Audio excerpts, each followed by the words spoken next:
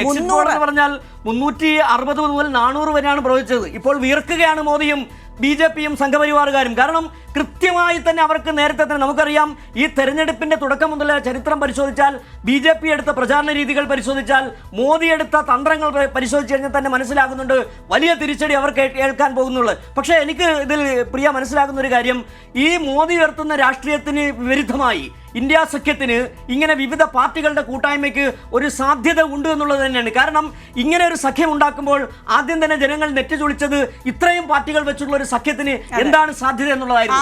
പക്ഷേ ആ സാധ്യതയല്ല, ആ സാധ്യതയ്ക്ക് അതിന് സാധ്യത ഉണ്ടെന്ന് തന്നെയാണ്. BJP-യുടെ വിചാരം എന്തായിരുന്നു? അതായത് ഭരണ തുടർച്ച എന്ന് പറയുന്നത് ഒറ്റ പാർട്ടി, അവർ പറഞ്ഞുകൊണ്ടിരുന്ന ഒറ്റ പാർട്ടി, ഒറ്റ ഭാഷ, ഒറ്റ ഭരണഘടന എന്ന തരത്തിലേക്ക് പോകുന്ന ആ പറയുന്ന ഭരണഘടന തിരുത്തി എഴുതാൻ വരെ തയ്യാറായിരിക്കുന്ന BJP-ക്ക് കിട്ടിയ തിരിച്ചടി ഒരുപക്ഷെ രാജ്യത്തെ ജനങ്ങൾ അത്രയൊന്നും രാഷ്ട്രീയ ബോധമില്ലാത്തവരല്ല എന്ന് കൂടി തെളിയിക്കുന്നതാണ് ഈ തെരഞ്ഞെടുപ്പ് എന്ന് പറയേണ്ടി വരുന്നത്. കാരണം രാജ്യമെമ്പാടും വലിയ തിരിച്ചടി BJP-ക്ക് കിട്ടിയിരിക്കുന്നു. സ്വാഭാവികമായിട്ടും കേരളത്തിലെ വിധിയെഴുത്തും അതിനനുഗുണം തന്നെയായിരുന്നു. കാരണം കേരളത്തിലെ 20 സീറ്റുകളിൽ അല്ലെങ്കിൽ 19 സീറ്റുകളിൽ കോൺഗ്രസ് ആയി വിജയിച്ചാലും CPM വിജയിച്ചാലും അത് ഇന്ത്യ സഖ്യത്തിന്റെ മുതൽക്കൂട്ടായ സീറ്റുകൾ തന്നെയാണ്.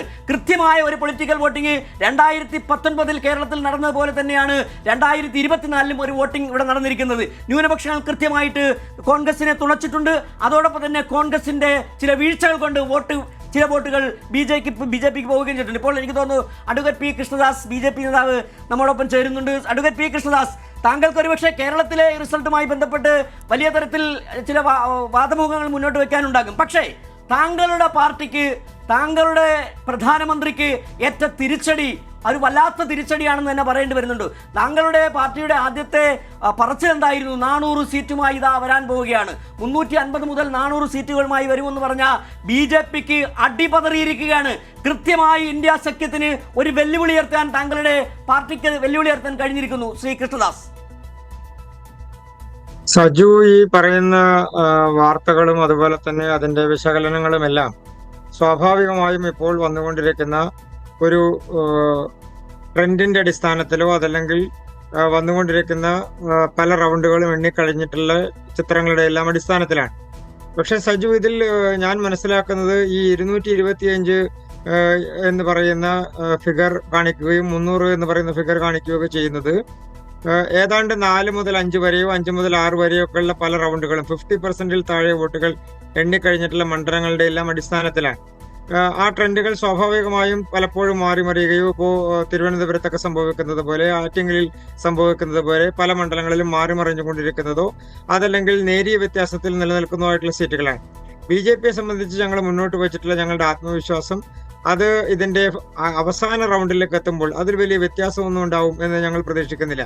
അതിന്റെ പ്രധാനപ്പെട്ട കാരണം ഇപ്പോൾ കാണുന്ന ഒരു ട്രെൻഡുകൾ, അത് ഇപ്പോൾ ആന്ധ്രാപ്രദേശിലാണെങ്കിലും ഒറീസയിലാണെങ്കിലും മാറി വന്നുകൊണ്ടിരിക്കുന്ന സർക്കാരുകൾ, ഒറീസയിലെ നിയമസഭയിലേക്കാണെങ്കിലും ആന്ധ്രാപ്രദേശിലെ നിയമസഭയിലേക്കാണെങ്കിലും മാറി വന്നുകൊണ്ടിരിക്കുന്ന ട്രെൻഡുകൾ, ഇതെല്ലാം സൂചിപ്പിക്കുന്നത് ശക്തമായി BJP-ക്ക് അനുകൂലമായിട്ടുള്ള ഒരു രാഷ്ട്രീയ കാലാവസ്ഥ രാജ്യത്തെ എല്ലാ സംസ്ഥാനത്തുമുണ്ട്. അതിനെ സജു സൂചിപ്പിച്ചതുപോലെ അതിന്റെ പ്രധാനപ്പെട്ട കാരണം കേരളമടക്കമുള്ള സംസ്ഥാനങ്ങളിൽ BJP ജയിക്കില്ല എന്ന് നിരന്തരമായി പറഞ്ഞുകൊണ്ടിരുന്ന പ്രതിപക്ഷ നേതാക്കന്മാർ പറഞ്ഞുകൊണ്ടിരുന്ന കേരളമടക്കമുള്ള സ്ഥലങ്ങളിൽ റിസൾട്ട് പ്രഖ്യാപിച്ചിട്ടുണ്ടെങ്കിലും തൃശ്ശൂരിലും അതുപോലെ തന്നെ തിരുവനന്തപുരത്തും മാറിമറിഞ്ഞു വരുന്ന ട്രെൻഡുകൾ, തൃശ്ശൂരിൽ തുടക്കം മുതൽ കാണിച്ചുകൊണ്ടിരിക്കുന്ന ട്രെൻഡുകൾ, അതെല്ലാം BJP-ക്ക് അനുകൂലമാണ് എന്നുള്ള കാര്യത്തിൽ ഒരു സംശയവുമില്ല.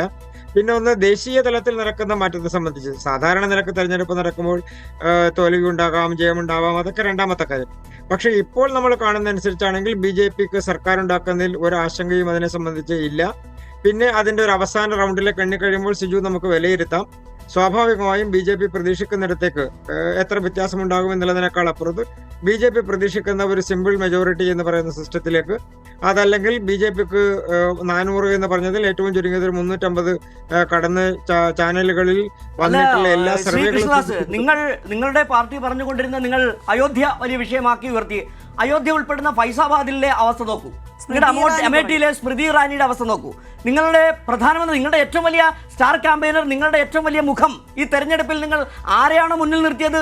നരേന്ദ്രമോദി എന്തുകൊണ്ട് ഈ ചരിത്രത്തിൽ ആദ്യം 6000 വോട്ടുകൾക്ക് പിന്നിൽ പോയി? എന്താണ് സംഭവിച്ചത്? മോദിത്വം, നിങ്ങൾ പറയുന്ന മോദി ഗ്യാരണ്ടി എവിടെയാണ് പോയത്? എവിടെ പരാജയപ്പെട്ടു മോദി ഗ്യാരണ്ടി? യു പിയിൽ നിങ്ങൾക്ക് പറ്റിയ പിഴവെന്താണ്? അവിടെ സമാജ്വാദി പാർട്ടി 34 സീറ്റിലധികം മുന്നേറുകയാണ്.